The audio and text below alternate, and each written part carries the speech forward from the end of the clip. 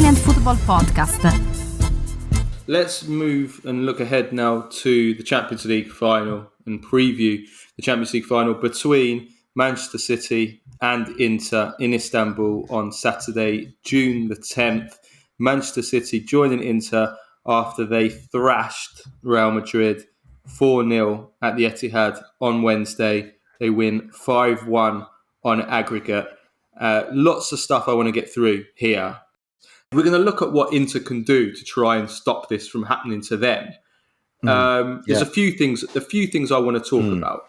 First of all, before I ask you what you would do, because I know there's a few key tactical choices, the same ones that we asked at the Milan games. So I have kind of had an idea of what you're going to say. But first of all, I want to say, in relation to comparing Inter to the way Madrid played, I think Inter's back five, just purely from a structural point of view, disregarding what Inzaghi will do in terms of specifics, I think Inter's back five will work much better than a back four against Pep's team. I think that the blueprint is look at how Chelsea beat City in the 2021 final. But where I think that they played a back five then, but where I think that Madrid really struggled and where Madrid got so much joy out of Madrid is with the back four. They were dragging the fullbacks out of their positions, right? So Camavinga and Carvajal, but especially Camavinga on the Madrid left-hand side. And then they were playing the ball in the half space between the left back and the left centre back, or between the right back and the right centre back. They were getting into those holes. They were dragging them out. And now with a back five or a back three, that won't happen. No. That won't happen there. You'll have the left side and the right side of centre backs who will fill in. So I think automatically, but above all, the midfield.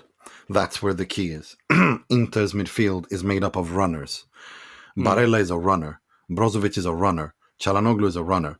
Toni Kroos and Luka Modric not so much anymore. Modric used to be a runner, but at 37, God bless. They're not runners; they're walkers. Yeah, I mean they're white walkers. Yeah, no, but look, Luka Modric is 37 years old. Like, let's I've never seen a 37-year-old midfielder play as good at the high level that Luka Modric does. Like, let's be fair here. Inter have runners, and Real Madrid didn't. That's going to be key, and that brings me into where I want Simone to field the dream midfield. I want him to field the Brozovic, Barella, Calhanoglu midfield. That midfield has everything. That midfield has intelligence, it has directness, it has patience, it has composure, it has kilometers in it. It has running. It has. And who's the most conservative of the three? Who plays in the? I mean, City will pull your players all over the position, so you can't just say he will be the regista. He will be the. No, because that's the thing. You don't need to, because all three of them can do all three things. All three of them can create. All three of them are runners. All three of them are good passers. Brozovic is going to be the one that is going to help out in front of the back three. But if City decide to man mark him, that's fine, because then Calhanoglu or Barella will dictate the tempo, because both of them can cross, both of them can play diagonal balls, and that is the key. The diagonal, make City run sideways when they press you, and that's something Inter are pretty good at. This notion that to absorb pressure high up the pitch and play past it because of the fact that the midfield trio, as well as the other players, are so good at positional changes and to become passing options and to play out of press. Now, City is the last level boss, and Guardiola is the last level boss of that. So it's going to be, now they have to show that they really can do it. I mean, Brozovic is probably. I mean, what is the situation with Mkhitaryan's injury? Is he going to be back? I mean, Brozovic might pick himself, right? No, I think so. Yeah. No, I don't think Mkhitaryan is going to. I think he might be back for the Torino game. Oh, really? As soon as that? Yeah. When's the Torino game? Is that last game of the season? Yeah, the last game of the season. So a week before? Yeah. Okay.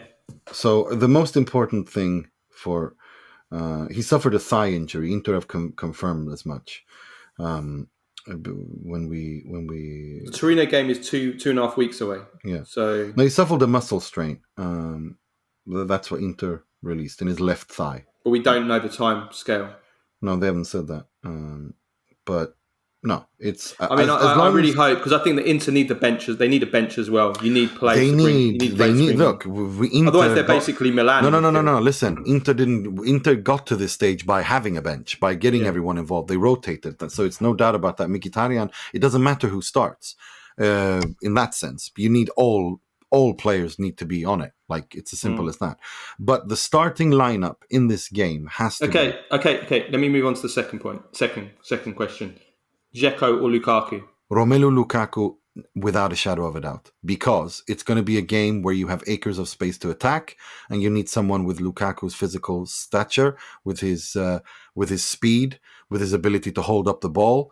And Edin Dzeko is much more technical and brilliant tactically, and he's also a fighter. He helps out in defense. All of that is true, but you can't counterattack with Edin Dzeko. He's 37 years old. He can barely run.